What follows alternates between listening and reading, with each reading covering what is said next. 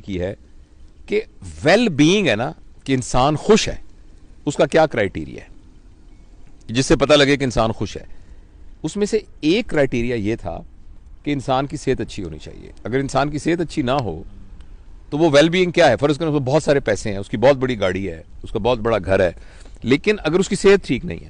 اچھا, انہوں نے پوچھا جی صحت ٹھیک کرنے کے بارے میں بتائیں. میں نے کہا جی اس میں سے جو اہم ہے نا وہ 4 باتیں ہیں.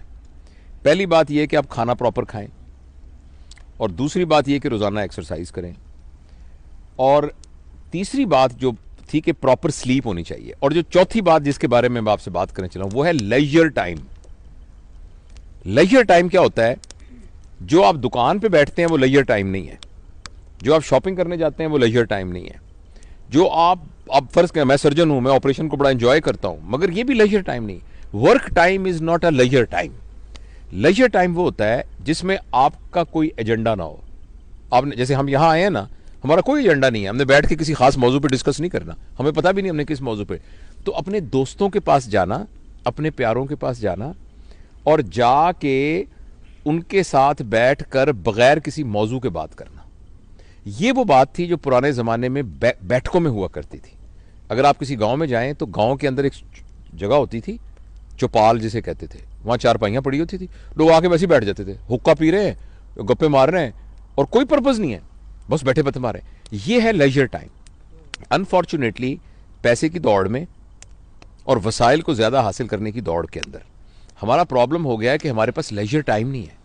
اور آپ نے یہ چیز اگر دیکھنی ہو نا تو ویسٹ میں جا کے دیکھیں کہ وہاں اتنی کیلکولیٹڈ لائف ہے کہ 1 مہینہ, میں ابھی انگلینڈ جانا تھا تو میرے ایک دوست آئے, تو میں نے کہا میں آؤں گا, وہ کہتے بہت مجھے خوشی ہوگی لیکن مہربانی کر کے مجھے 2 مہینے پہلے بتانا.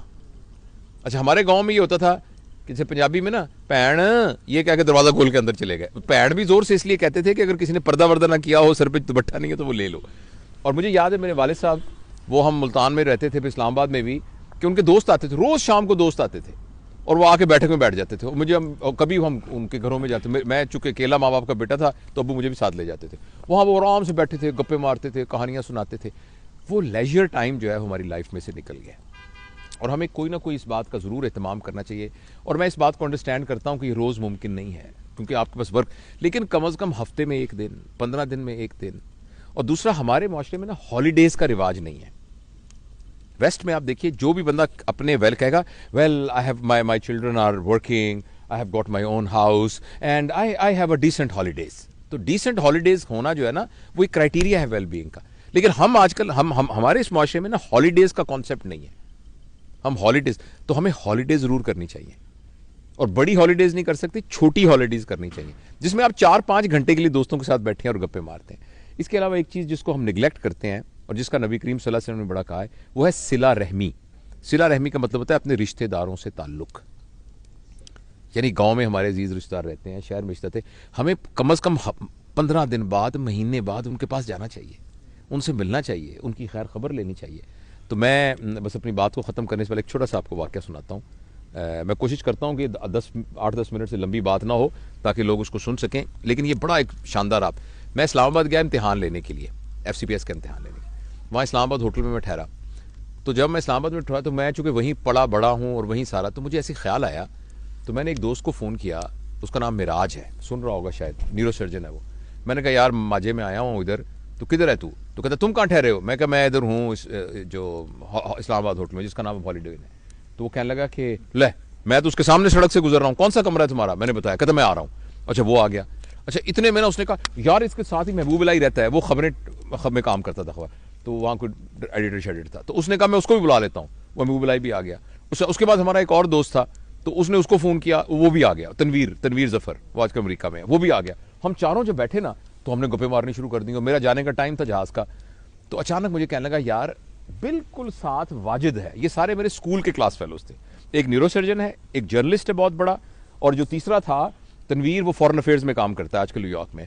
تو واجد جو ہم میں سے تھا نا, اس کے والد صاحب تھے درزی تھے, تو اس نے واجد نے وہی والی کام شروع کر لیا, اور میلوڈی مارکیٹ کے اندر اس کی کپڑے کی بہت بڑی دکان تھی, اور دکان کے ساتھ ہی اس کا ٹیلرنگ کا کام بھی تھا. تو اس نے کہا یار میں واجد کو پتہ لگے گا کہ تم آئے ہو جب, تو بڑا خوش ہوگا, تو چلتے ہیں. تو میں نے کہا چلتے. تو میں نے نیچے سامان چیک آؤٹ ہونے کے لیے میں نے کہا ساتھ ہی واک کر کے چلتے ہیں.